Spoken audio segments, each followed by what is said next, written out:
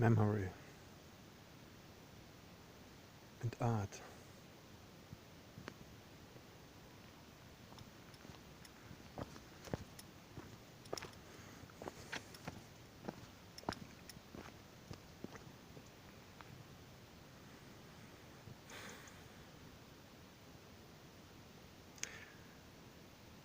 When we talk about memory, first we have to think about what is memory. Because memory is not it's not an objective thing. Memory is always subjective. Like Nietzsche say, every viewing, every seeing is always perspectives. Depends on the perspectives we have. There are facts in memory and their influence that go to the personal and to the collective hard disk. So let us say, to the memory fields.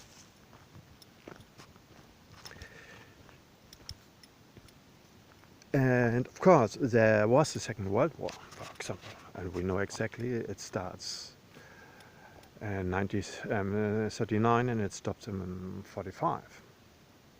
This is the facts. But this is not what actually is a memory for us. The memory for us is the experience we had in this World War.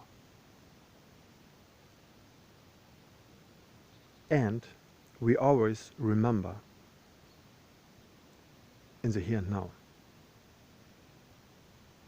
And the here and now always depends about the consciousness what we have here now, right now, in the present moment.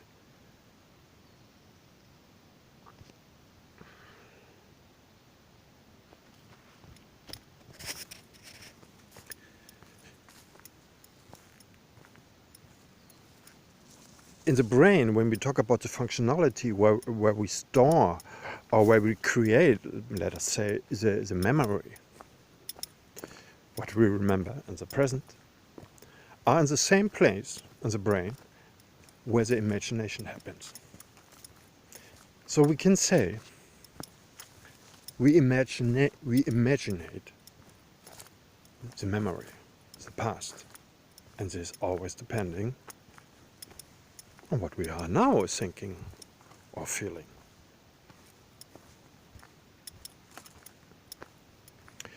Memory is something like a river. It's always flowing, always changing, manipulating, depending on the personal interpretation, pretending on the political interpretation, on the economical interpretation, on the tribal, etc., etc.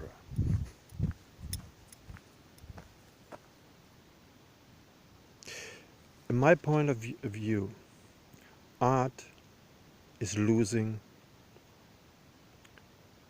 his influence in the collective.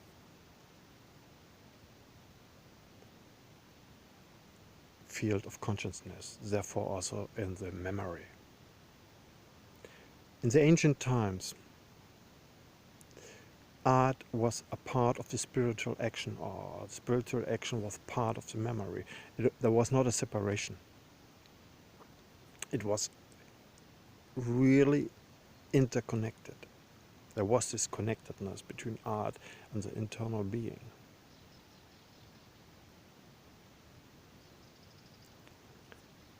But today is different.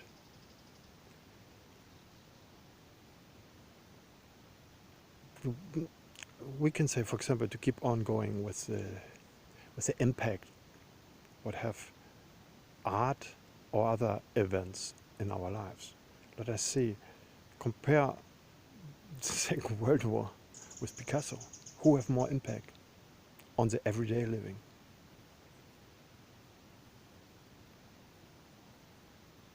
I mean, actually now in the world, I mean, there are more galleries than ever. There are more artworks sold ever.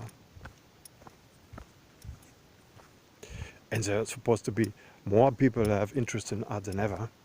But we are also more people than ever.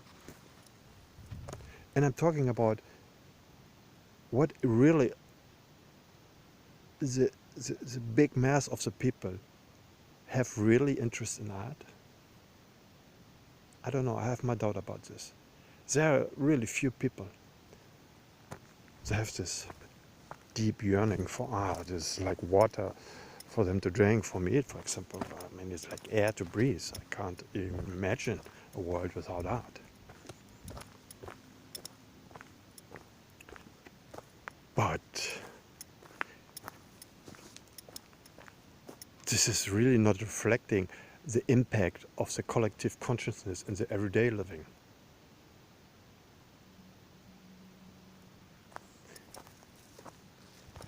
This is somehow the big challenge we have, to bring back the art to the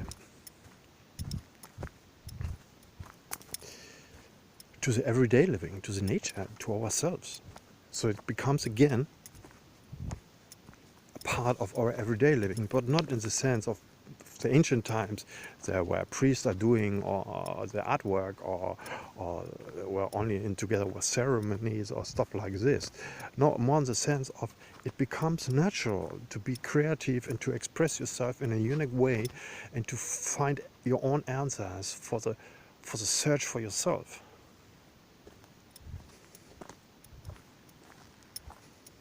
This is the big challenge.